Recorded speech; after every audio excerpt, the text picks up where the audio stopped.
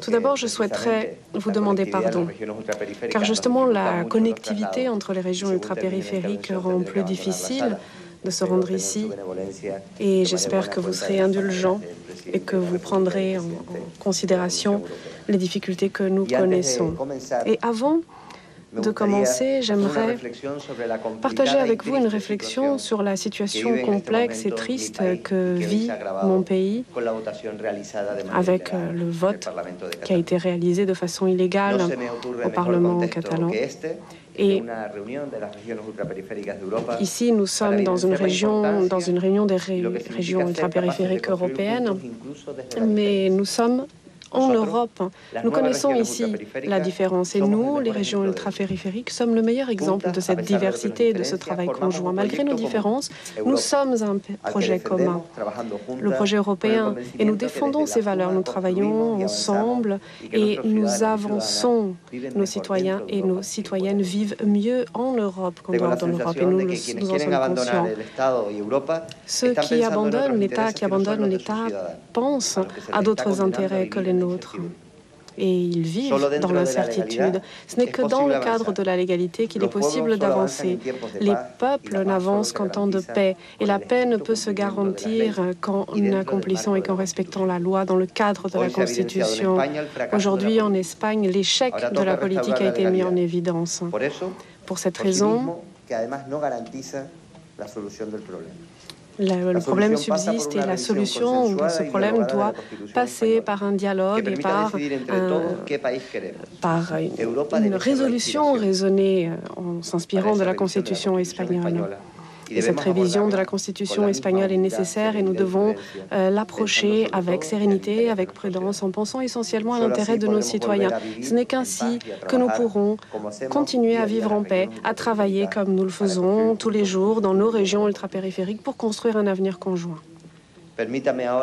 Permettez-moi donc maintenant d'adresser mes premiers mots au président de la Commission européenne, M.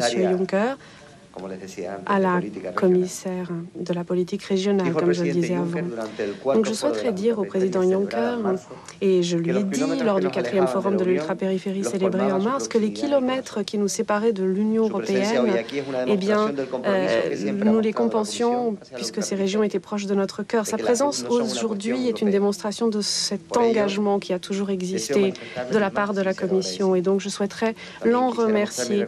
J'aimerais également exprimer ma reconnaissance aux représentants d'Espagne, de la France et du Portugal, aux eurodéputés et tout particulièrement au président de la République française, M. Macron, qui, au travers de sa présence et d'une partie de son cabinet, nous montre qu'une fois de plus, l'ultrapériphérie est une affaire d'État, une affaire qui nécessite une attention particulière et qui occupe une place essentielle et unique dans les relations entre nos États et l'Union européenne.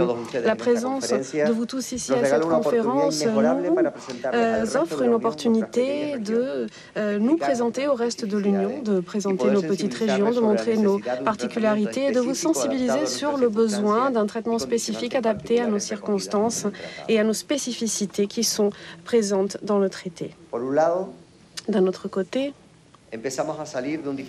nous sortons d'un contexte difficile marqué par la crise économique, financière et sociale dont les conséquences se sont fait particulièrement sentir dans des régions particulièrement vulnérables, ces régions que sont les nôtres, et dont les conséquences sont encore loin d'être surmontées. Cette crise a conditionné clairement notre vision des choses, nos possibilités d'agir, et la politique et les priorités de nos gouvernements nationaux ainsi que de l'Union européenne. Par ailleurs, elle a généré une importante crise politique au-dedans, mais aussi en dehors de l'Union européenne. Et cela a eu des conséquences sur la perception de notre sécurité, de notre identité, de nos valeurs, de notre vision d'avenir. Nos régions ont un taux de chômage supérieur à la moyenne, particulièrement entre les plus jeunes, un coût de vie élevé, une pauvreté qui s'est aggravée avec la crise. C'est une réalité incontestable. Néanmoins, nous restons optimistes. Nous voulons être égaux à ceux du reste du continent et nous ne voulons pas, comme l'a dit le président Macron lui-même, atteindre cette égalité par le biais de l'aumône de l'Europe continentale. Nous voulons une égalité pour aller de l'avant, représenter une opportunité pour le reste de l'Union. Ce n'est pas le moment ni le lieu d'analyser ces défis qui se posent à nous et qui débordent littéralement l'agenda politique, l'immigration, le terrorisme, la croissante désaffection politique de nos citoyens par rapport au projet européen, dont l'exemple le plus singulier est celui des négociations de sortie du Royaume-Uni. Il y a à peine 10 ans, nous imaginions l'Europe de 2020 et nous pensions avoir toutes les réponses. Aujourd'hui, nous nous rendons compte que ce sont les questions qui ont changé. L'Union européenne doit se positionner, se réinventer dans un monde qui cherche de nouveaux repères. Et dans ce cadre se situent les initiatives des présidents Juncker et Macron qui présentent des projets pour promouvoir l'Europe, pour questionner le futur, l'avenir de l'Union que nous voulons et dans son sein l'avenir de nos régions et de nos citoyens. Les régions ultra-périphériques seront les frontières ultimes de l'Union dans le monde. Et ces territoires les plus lointains ont toujours exprimé de façon réitérée leur pleine adhésion au projet commun européen. Et aujourd'hui, nous renouvelons sans aucun doute, avec une conviction entière, cet engagement, même et particulièrement lorsque le président Juncker a reconnu que sans nous, l'influence de l'Europe dans le monde serait moindre. Une influence avec nos citoyens qui se sentent de plus en plus proches de ce projet. Nous espérons le respect de la diversité, le respect du développement, une solidarité effective que nous devons promouvoir. Et ici, je souhaiterais parler donc de l'initiative pour l'Europe du président Macron. La première initiative, la valeur des intangibles dans la construction européenne.